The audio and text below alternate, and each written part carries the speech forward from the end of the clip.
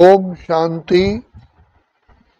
परमपिता परमात्मा हमारे जो प्यारे प्यारे सच्चे पिता है, हम बच्चों की पुकार सुनकर के इस सृष्टि पर आते हैं। जिस प्रकार से सूर्य अपने समय पर ही प्रकट होता है, चाहे हम रात्रि 9 बजे से 8 बजे से सूर्य को याद करना शुरू कर दें और इच्छा रखे सूर्य प्रकट हो जाए हो जाए हो जाए, क्या इच्छा रखने से, पुकारने से क्या सूर्य प्रकट हो सकता है? नहीं होता ना। इसी प्रकार से परमपिता परमात्मा का भी इस सृष्टि पर आने का समय निश्चित है।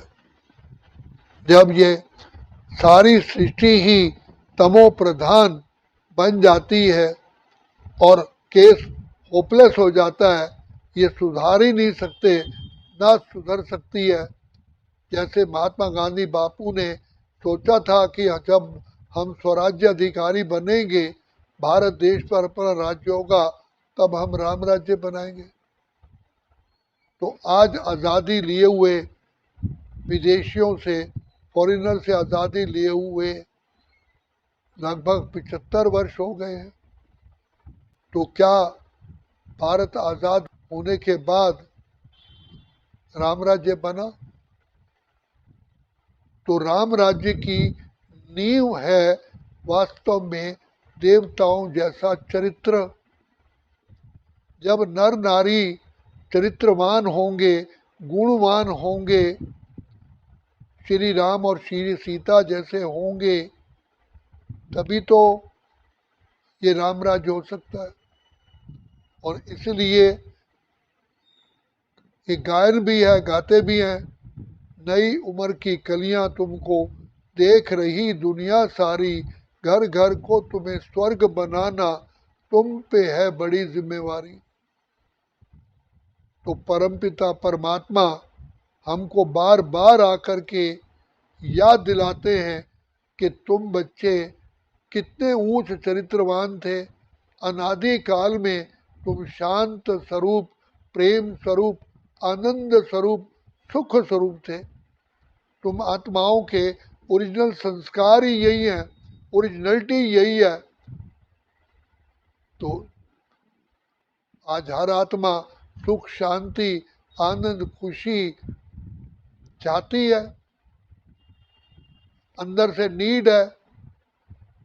तो परमपिता परमात्मा जो सुख शांति के सागर हैं, जो सोर्स है, वो आके बताते हैं कि आप आत्माएं इन गुणों से भरपूर कब थी और कैसे तुम्हारे गुण बीच में खत्म हुए और अब कैसे फिर वही गुणवान बन सकते हो।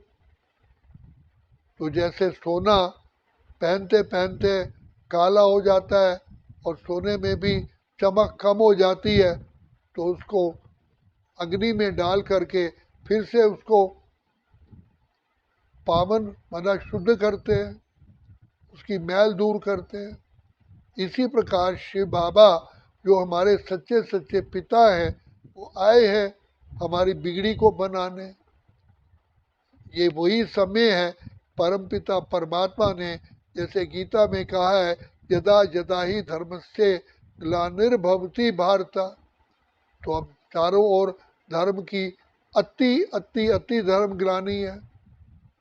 संसार के अंदर ऐसे पापाचार अत्याचार हो रहे हैं जिसकी गिनती नहीं कर सकते, और कहीं भी न्याय नहीं है। आत्माएं नारी आत्माएं अशांत हो गई, नारी की लाज लुट रही है, कोई बचाने वाला ही नहीं है। तो अब परमपिता परमात्मा जो इस सृष्टि के रचयिता हैं, वो खुद आकर के अपनी रचना को फिर ओरिजिनलिटी में ले आते हैं। तो उसके लिए बाप कहते हैं, बच्चे मुझ पिता के साथ नाता जोड़ो, मेरे संग में रहो। संग में रहने से ही तुम्हारे ऊपर बाप का गुणों का रंग लगेगा। तो शिव बाबा हमको ऐसा योग सिखलाते हैं जिससे हम फिर से आत्माएं श्रेष्ठाचारी महान आत्माएं देव आत्माएं पूज्य आत्माएं बन जाती हैं। और ये वही समय है, अपने आप को परमात्मा पिता बार बार कहते हैं, बच्चे अपने आप को पहचानो, अपने घर को पहचानो, अपने बाप को पहचानो, अपने स्वधर्म को पहचानो और मुझ पिता परमात्मा से कनेक्शन जोड़ो, अर्थात मेरी याद में रहो, तो तुम्हारे सारे पाप भस्म हो जाएंगे। तो बार बार बाबा के गुणों का मनन चिंतन करो कि मेरा बाप कौन है, कितने ऊंचे पिता की मैं संतान हूँ। तो पिता तो ज्ञान के सागर, प्रेम के सागर, आनंद के सागर, शांति के सागर, सुख के सागर है, पवित्रता के सागर है। और आज हम सब आत्माएं पतित, विकारी, भ्रष्टाचारी बन चुकी है और इस परमात्मा पिता के गुणों से बिल्कुल ही हम बहुत दूर हो गए हैं। अब बाप कहते हैं जैसे कपड़े को धोते हैं साबुन लगाकर पानी से तो स्वच्छ हो जाता है, इसी प्रकार शिव बाबा भी आकर के ज्ञान और योग की शिक्षा देते हैं जो वर्तमान समय दे रहे हैं। यही पिता परमात्मा का ज्ञान ही हमारे लिए महान महान औषधि भी है और महान महान श्रेष्ठ श्रेष्ठ केमिकल भी है, जिससे हम आत्माएं फिर से पावन पुण्य आत्मा, धर्मात्मा, श्रेष्ठ आत्मा बन जाती हैं।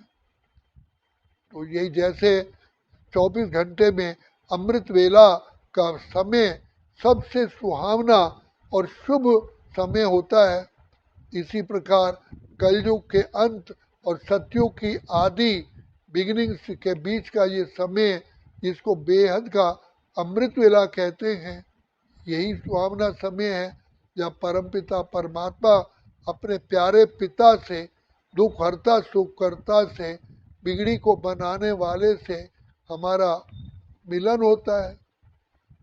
और इसी समय ही हम अपने कर्मेंद्रियों के भी राज्य अधिकारी बनते हैं और प्रकृति पर भी जीत प्राप्त करते हैं और फिर कर्मेंद्रियों में जीत बनते हैं। तो बाबा ऐसी शिक्षा हमको देते हैं जो युग युगांतर के लिए, कल्प कल्पांतर के लिए हम फिर से हरे हो जाते हैं, माला माल हो जाते हैं।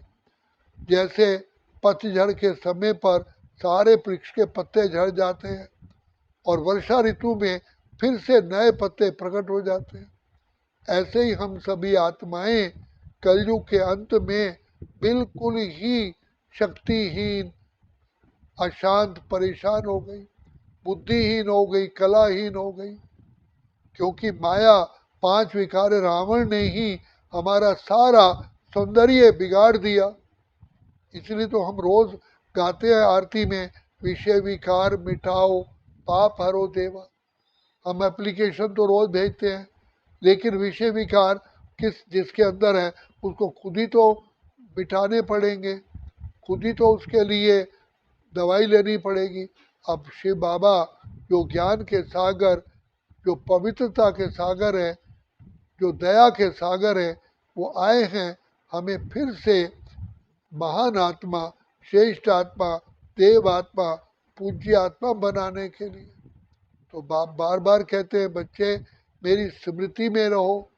जितनी स्मृति होती है उतना समर्थ्य होता है, समर्थी आती है, याद होता है मैं किस पिता की संतान हूँ, कौन है मेरा साथी। तो इसलिए बताया ना कि हमारा साथी स्वयं भगवान है, जो सर्वशक्तिमान है, जो गुणों के सागर भंडार और दाता है, कल्याणकारी है। इसलिए आत्मा को बाबा बार बार याद दिलाते हैं कि बच्चे इस समय पर ही तुम्हारा पिता परमात्मा के साथ ही मिलन होता है और हो रहा है।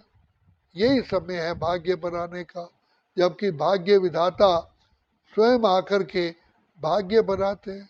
जैसे वर्षा ऋतु का समय निश्चित है, इसी प्रकार से हम सभी आत्माओं को फिर से भरपूर बनने का समय निश्चित है और यही पुरुषोत्तम संगम युग की वेला है, भाग्य बनाने की वेला यही है।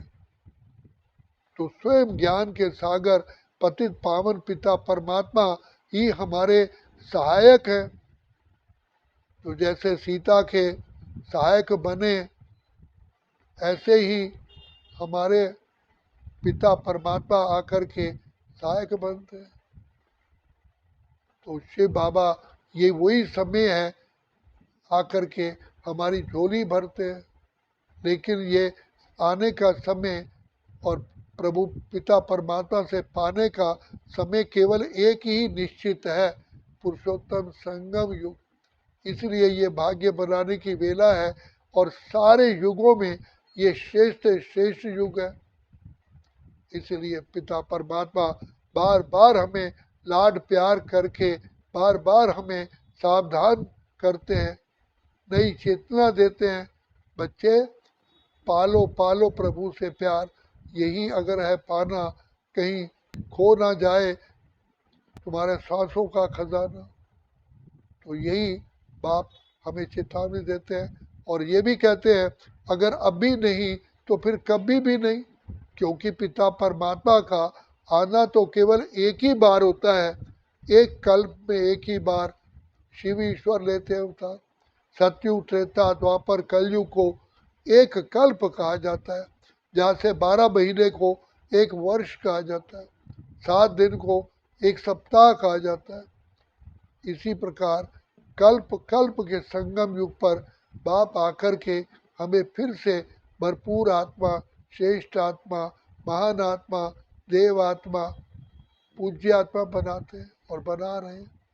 तो यही बाबा से पाने का समय ये निश्चित है। तो हम कितने पद्मा पदम सौभाग्यशाली हैं जो बाप स्वयं आकर के हमें स्वराज्य अधिकारी बना करके विश्व का ताज हमारे सिर पर हमें पहनाते हैं। तो यही समय हम पद्मा पदम सौभाग्यशाली हैं।